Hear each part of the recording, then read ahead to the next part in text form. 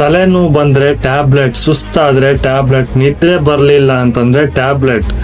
Health ಅಂದ್ರೆ ಟ್ಯಾಬ್ಲೆಟಾ ಅಥವಾ good ಹ್ಯಾಬಿಟಾ? ನಮಸ್ಕಾರ ಸ್ನೇಹಿತರೆ, ಈ ಪೇಜ್ ಯಾವುದೇ ರೀತಿ ಕ್ಯೂರ್ ಕ್ಲೇಮ್ಸ್ ಮಾಡಲ್ಲ, ಯಾವುದೇ ರೀತಿ ಡಿಸೀಸ್ ಬಗ್ಗೆ ಮಾತಾಡಲ್ಲ.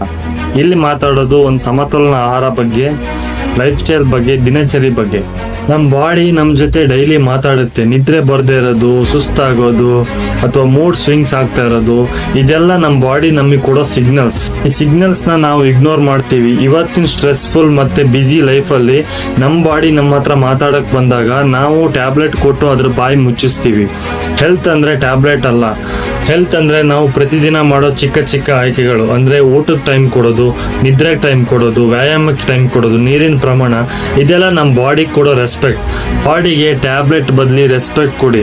ನೀವು ನಿಮ್ಮ ಬಾಡಿನ ರೆಸ್ಪೆಕ್ಟ್ ಮಾಡಿದ್ರೆ ನಿಮ್ಮ ಬಾಡಿ ಲೈಫ್ ಲಾಂಗ್ ನಿಮ್ಮ ಜೊತೆ ಹೆಲ್ದಿ ಆಗಿರುತ್ತೆ. ಸೊ ಇದೇ ತರ ಹೆಲ್ತ್ ಟಿಪ್ಸ್ಗೋಸ್ಕರ ಈ ನನ್ನ ಪೇಜ್ನ ಫಾಲೋ ಮಾಡ್ಕೊಳ್ಳಿ.